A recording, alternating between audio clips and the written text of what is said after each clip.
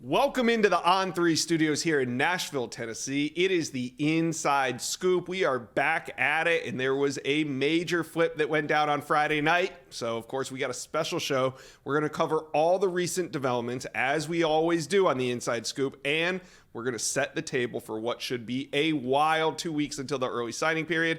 So, join us, hit the like button, hit subscribe. We are live on a beautiful Monday morning. And as always, also let me know where you are watching from. Hopefully you're at work, clocked in and locked in, getting paid to watch the Inside Scoop. All right, let's get the show started by taking a look at the current top 10 recruiting rankings. UGA 1, Ohio State 2, just a few tweaks to this one. Florida State 3, Alabama 4, Florida 5. Florida and Alabama switched positions there over the weekend. There were some recruiting or ranking updates that went down. So just a couple minor tweaks. Then you got Oregon at 6, Texas 7, Oklahoma 8, Miami in the top 10 at 9, and Notre Dame at 10. So last show, we were talking all about the major flip of five-star defensive lineman Justin Scott, the number 11 ranked player in the country.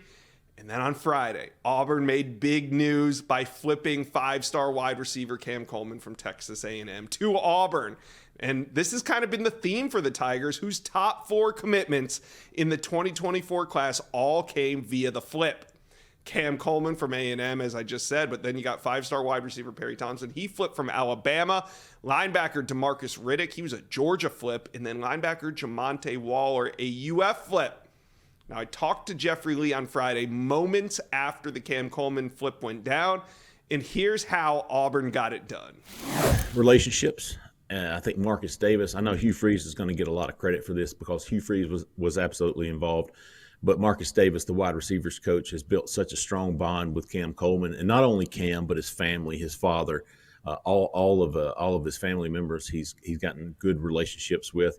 I think Jimbo Fisher's firing at Texas A&M certainly didn't hurt Auburn's chances, but I think, proximity to home, and not so much was a huge advantage for Auburn, but not so much because Cam wants to stay close to home. I think the proximity to home was an advantage for Auburn because he could get up there so easily and so quickly. It wasn't, it wasn't like he had to spend a weekend to get down to, Tallahassee or out to Texas A&M. He could ride up to Auburn anytime he wanted to. And you think back to the Ole Miss Auburn game. He was there for the first half. He left at halftime, and it was emergency. And I'm thinking, yeah, we've heard that one before, right? But since that visit in October, he visited Auburn 3 times the next week. He visited Auburn twice in another week, and then was able to go back in mid-November for another visit. So it was easy for him to get up there. That was the advantage Auburn had when it comes to proximity to home. Absolutely used it and used it to their advantage. And I think it was a big reason they were able to flip him. Did you guys see that one coming? I mean, if you watched the Inside Scoop, then you probably did. Then there was another big commitment on Friday, and that was Kai Bates. He came off the board, a top 150 DB out of the state of Florida, committed to FSU over Tennessee. He was a former LSU commitment that decommitted about 5 or 6 weeks ago. Now, FSU's DB class might just be the best in the country. What do you think? Look at this. Number 1 safety, KJ Bolden committed. You got Kai Bates on there, Charles Lester, Jamari Howard, Ricky Knight.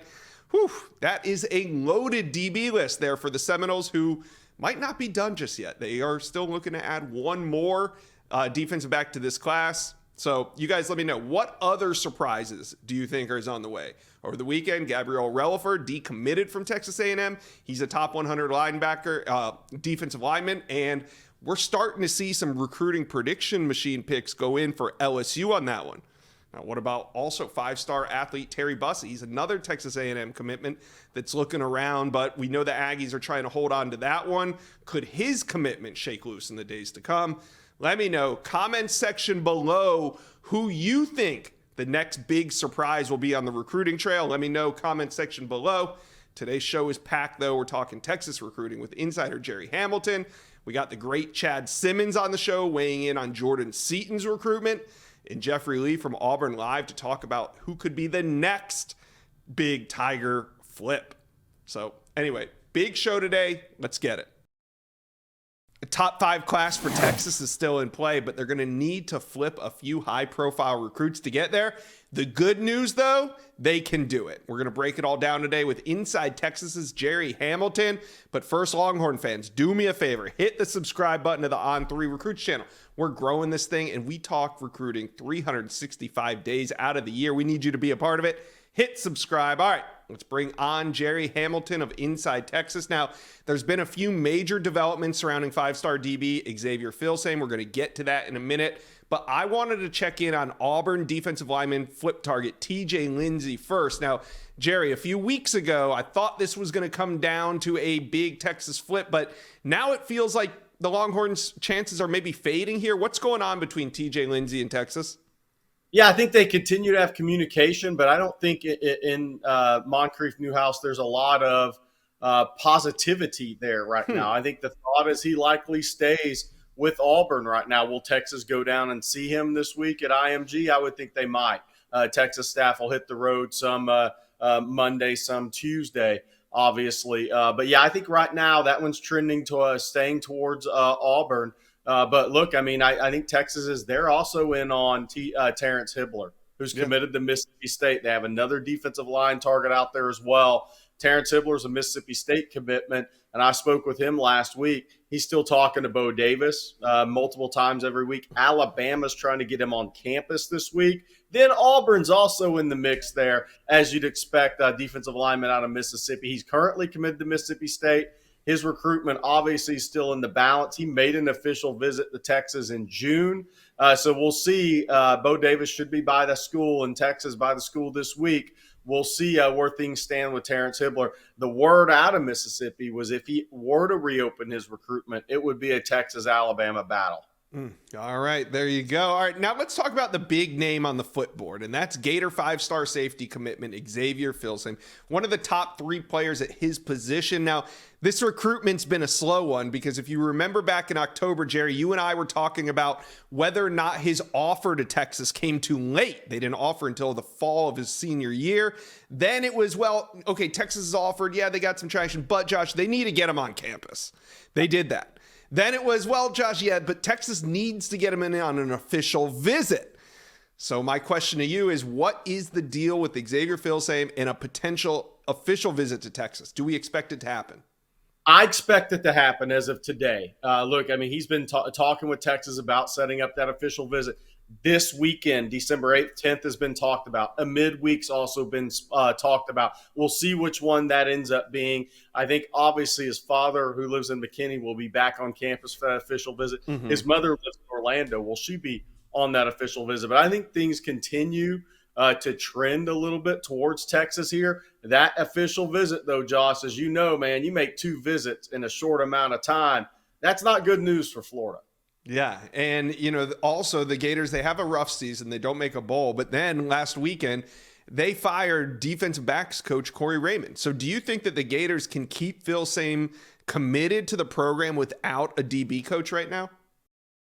Corey Raymond came to watch him play earlier in the season with the same night Blake Gideon of Texas was there late October.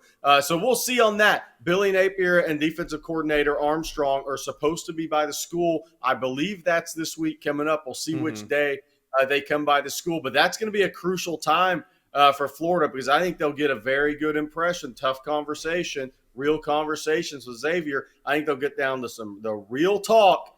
Is this visit to Texas actually going to happen? And I think Florida will leave McKinney High or their meeting with Xavier Filsaime, if it's Xavier and his father, with a pretty good indication of where this recruitment may end up. Yeah, Florida Gators are playing some defense here. Do you think that now Xavier has connections to the state of Florida, as you've already said, and he's playing his high school ball in the state of Texas. So do you think that the Gators need to get him back on campus to secure that commitment or just make a quick hire with the DB coach? No, I don't think they need to get him back on campus. He was at Florida for the Florida State game. He watched the Friday walk-through practice. He got to see Florida's game prep. He got to be around Coach Napier on game day, game weekend, which is something he wanted to do. When he visited Texas, he wanted to see that game prep. So he was there on a midweek visit with his father unofficially and watch Texas practice, watch their game prep. He's a very football laser-focused kid. So to answer your question, long-winded, of course, Florida doesn't have to get him back on campus to sign him, The key there is, can they weather the storm? Texas is now a college football playoff team. I mean, there's a lot of momentum with this Texas program right now, and it's the opposite Florida. Kendall Jackson just decommitted from Florida. They lost another guy out of that defensive class that Xavier Filsaime was close with. So Florida continues to leak oil in that class, and that only helps Texas, especially with where the Texas momentum is on the field, which is carrying over to recruiting right now. Yeah, and like you said, the Gators staff is going to be in his home this week. They're going to probably try to talk him out of taking that official to Texas. If he makes it to Austin on an official visit, do you think that clears the path for a flip? Rivalry season is here, and you better have your tickets. There's still some great games left in the season, but you know what's not great? Finding last-minute tickets. Finding tickets before a game can be a nightmare. Do not let this be the way that your season ends. That's why I'm here to tell you about Game Time. It's the fast and easy way to buy tickets for all the big-time matchups. Game Time will get you to this year's biggest college football games with elite deals on last-minute tickets and the best price guarantee. Don't stress over getting into your favorite team's biggest rivalry game of the year. There's only so many big games, and you need to get these tickets at the best prices. Game Time is the place for last-minute ticket deals. Forget planning months in advance. Game Time has deals on tickets right up to the day of the event. Game Time has tickets right up to the start of the event and even an hour after it starts. It is the place to find last-minute tickets. Get exclusive flash deals on tickets on all sports and even concert events. So here's what we're going to do. Snag the tickets without stress with Game Time. Download the Game Time app, create an account, and use code INSIDESCOOP to get $20 off your first purchase. Terms apply. Again, create an account and use code INSIDESCOOP for $20 off. Download Game Time today. Last-minute tickets, lowest price guaranteed. Yes, I do. I absolutely do. I think if he makes that official visit, I mean, we love to have fun with the on 3 RPMs. If he makes that official visit to Texas, I'll probably put one in for the Horns. All right. Well, we'll see how that shakes out. Now, the Longhorns do not have a lot of space left in this class. So how do you think they're going to balance trying to take some elite high school talent versus the transfer portal down the stretch here? Yeah, a portal opens obviously December 4th. I think it's going to be very interesting. You know you're going to lose Xavier Worthy to the NFL, starting receiver. Expect A.D. Mitchell, Adonai Mitchell to go to the NFL after a third straight college football playoff, by the way, for Adonai Mitchell. So congrats to him. Jordan Whittington's a senior. You expect J.T. Sanders, the tight end, to go to the NFL draft. You expect Byron Murphy, the Big 12 Defensive Lineman of the Year, to go to the NFL draft. And the punter, Ryan Sanborn, had a great year, obviously exhausts his eligibility. And then does Jalen Catalon come back and try to give it one more go? Just really can't keep that body healthy. I think you're going to see Texas take one or two receivers out of the portal. If they can find a tight end that can stretch the field to go with Gunnar Helm, who looks like an NFL prospect, then I think they will bring in that tight end that can stretch the field as well. Then you look at defensive line. The toughest position to find a difference maker in the portal is interior defensive line. Guys do not grow on trees, but if Texas can find one, I think they would go in that direction. Then you have safety, which I think Texas will look at depending on what happens with Xavier Filsaime, and maybe if Jalen Catalon retires from football or not. And then you have punter. I could see Texas taking up to 7 guys in the portal. I think 5 is a starting number. These next few weeks for Texas are going to be crazy. It's like a game of musical chairs. Get in where you can fit in because there's not a lot of room left. Texas fans, let me know, comment section below. Who is the biggest flip on your radar? Who you guys hoping to land before signing day? Let me know, comment section below. Gerry Hamilton, thank you for dropping by today on the Inside Scoop. You got it. Jordan Seaton showed up in Columbus this weekend for his official visit. The #1 offensive tackle in America. His recruitment just got a little bit more convoluted. So Ohio State, they get their shot at Seaton this weekend. We're going to break it all down with Director of Recruiting Chad Simmons. But first, Ohio State fans, hit subscribe to the On3 Recruits channel. It's an exciting time. This run to signing day is going to be wild. We want to make sure you're subscribed. All right, let's get to it, Chad. It looked like Jordan Seaton was potentially going to shut things down. He told me a week ago, hey, I'm staying off the internet. I think I'm going to be quiet. But, of course, he pops up for a visit to Ohio State this weekend. Chad, what does this mean for Jordan Seaton's recruitment? Come on, Josh. We both know Jordan better than that, man. He can't stay quiet. He can't stay off the internet. I mean, everything, like he told me on Friday, everything I do is 5-star. Everything I do is big. It's grand. He makes the announcement on his Instagram page about Ohio State. We talked about this, I think, you and I, either on or off the show, about is he done? And I think we both lean towards likely not. And I think we both were right, that he was not done. He goes to Ohio State this weekend, and it's big. It's big for Ohio State. It's big for Jordan Seaton. I think this weekend is really critical for him to figure out, as he starts to work this list down a little bit smaller, what schools are going to be in the mix. And I do think Ohio State will be one of those. Let's rewind about a year and a half ago. They were the hot team around Jordan Seaton's name. He was there for the spring game in Columbus, and since then, he's been in regular contact, for the most part, with Justin Fry. There's been some bumps in the road and some on and off time there, but for the most part, he's had pretty consistent communication there, and he has a good relationship. And we know player development and track record and putting guys into the NFL is very high on Seaton's list, and Fry and Ohio State have done a great job over the years at developing offensive linemen. So, we did this last time we talked about Jordan Seaton. He named his top 7, but, we can kind of view that top 7 into tiers. So when we look at Jordan Seaton now coming off this Ohio State visit, who do you have in tier 1 when it comes to Seaton's recruitment? Well, obviously, as we record this, Seaton's still in Columbus. So, there's really not a lot of feedback. I've talked to a couple of people that have been around him or had some communication with him this weekend at Ohio State, and everything, like typically on an OV, seems to be going well, and positive feedback. So if I had to go right now with tier 1, based on what I'm hearing today and the last few days leading up to this, I would go with Oregon, Ohio State, and Tennessee in that tier 1. Now, can you ever rule out other schools like an Alabama, who just coming off an SEC championship, now back in the college football playoff? They're always in the mix for guys like Jordan Seaton. But tier 1, based on what I'm hearing right now, I think is Oregon, Ohio State, and Tennessee. Yeah, I kind of agree with that. I think Tennessee and Ohio State, maybe before the season began, weren't really even talked about with Seaton, whereas Alabama and Florida were. Now it seems like they're trending down while the other teams are trending up in this recruitment, but we don't know if it's over yet. So that leads me to my next question. What do you think Jordan Seaton does coming off this Ohio State visit between now and National Signing Day? Does he show up on any other college campuses?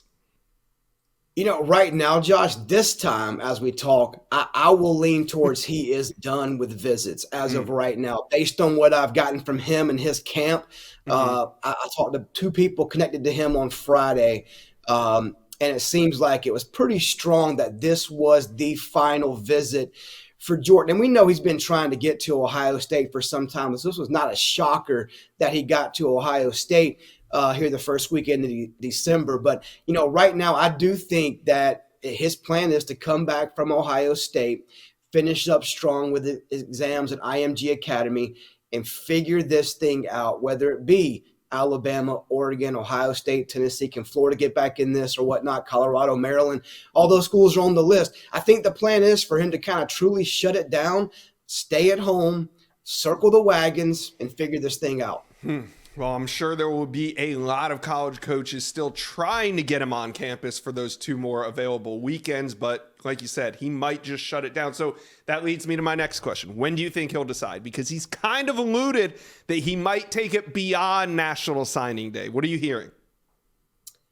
I mean, look, man, with him, anything is possible. With any of these guys like that, anything could change. But right now, I think he goes during the early signing period. I think likely, on or around the 20th is the date he has circled. I mean, the plan is to make the decision. They wanted to kind of be done, from what I understood, around Thanksgiving weekend, and have 3 or 4 weeks to really finalize things and figure out which school is right, get the in-home visits lined up for him and his family, and figure it out. But based on what I've heard just the last couple of days, I do think still the plan is to sign and announce that decision around the 20th.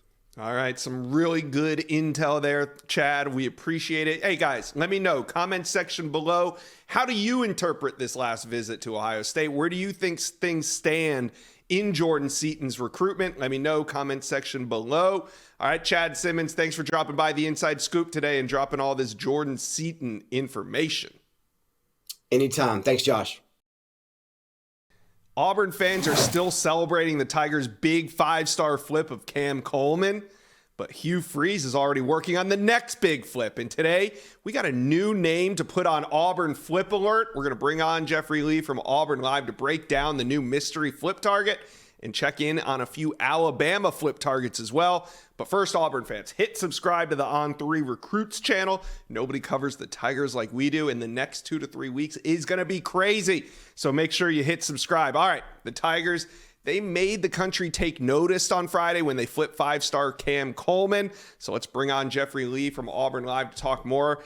But Jeffrey, they are not done. Now we're going to talk about the mystery name that you guys revealed over the weekend on Auburn Live, but I want to check back in on a pair of Auburn flip targets. Now we're talking defensive lineman Jeremiah Beeman and Ryan Williams. We'll start with Beeman.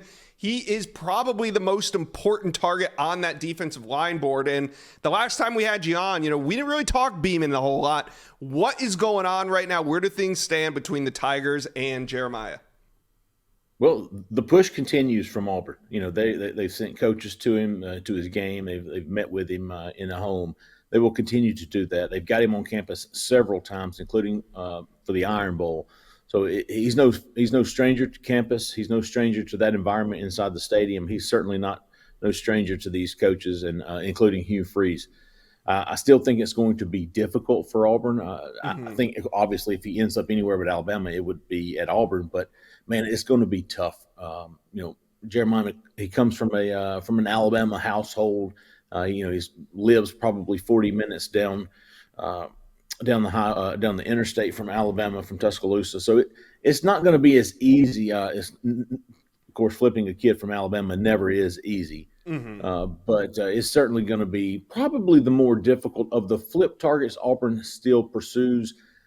I have not as much confidence in him as some of the others. All right, let's talk about another Alabama flip target, and that's 5-star wide receiver Ryan Williams, who's currently in the 2025 class. Now, over the weekend, Ryan Williams dropped a countdown. At the time, it was 9 days. Now we're probably 7 days away from it expiring. But he didn't exactly say what the countdown's for. Now, I had a couple ideas. I thought it could either be him maybe announcing that, hey, he's locked in with Alabama and he's shutting down his recruitment. I think he could announce that maybe he's reclassifying. Those rumors have been swirling that he's going to actually move up to the 24 class.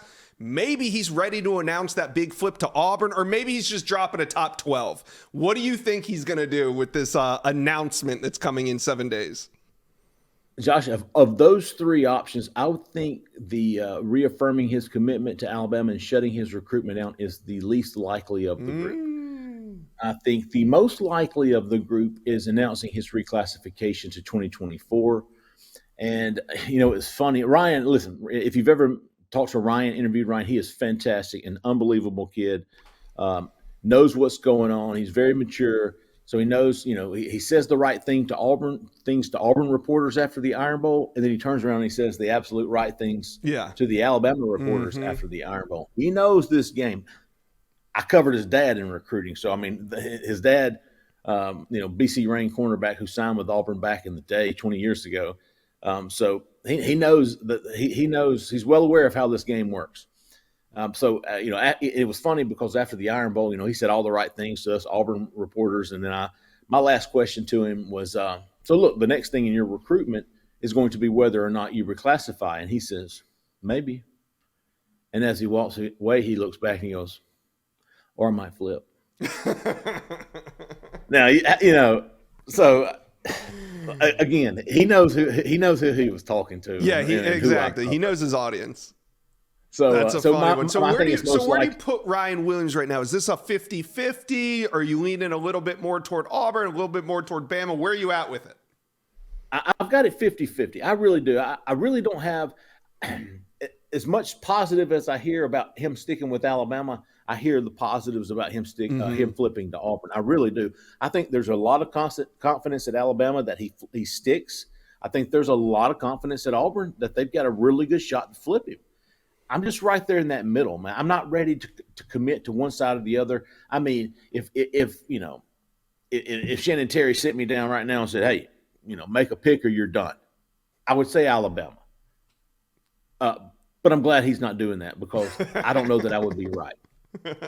All right, we'll keep tabs on that. We got about a week until that decision. Now let's talk about the mystery name that Auburn fans are talking about right now on Auburn Live, and that is four-star defensive lineman Amaris Williams. He's from North Carolina, but he's committed to UF, which hasn't been much of a stumbling block for Auburn because they just flipped Jamonte Waller from the Gators, but they got competition. The Buckeyes, Tennessee, they're also involved. Now we put Auburn in the mix. So Jeffrey, what are your sources saying on where things stand between Auburn and Amaris Williams as we're about 2.5 weeks till signing day? Right. About a week before the Iron Bowl is when I first heard Amaris Williams' name connected with Auburn.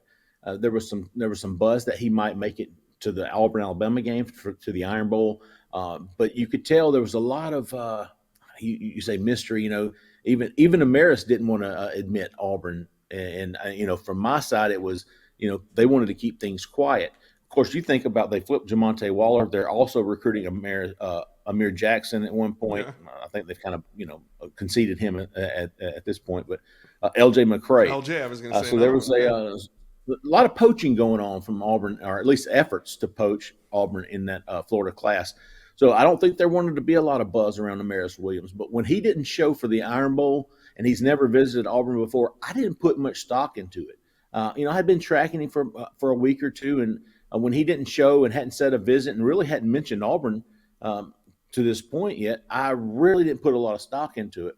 But him coming out, Cole Pinkston, Keith Niebuhr, both of on 3 Auburn and Florida sites, I think worked together to deem this they came out with it this weekend that Amaris Williams was talking about Auburn. That mystery school was Auburn, and obviously Ohio State's I think the overwhelming favorite, at least presumably, right? But Auburn, he's going to have to visit before I give it a lot of, put some credence to it.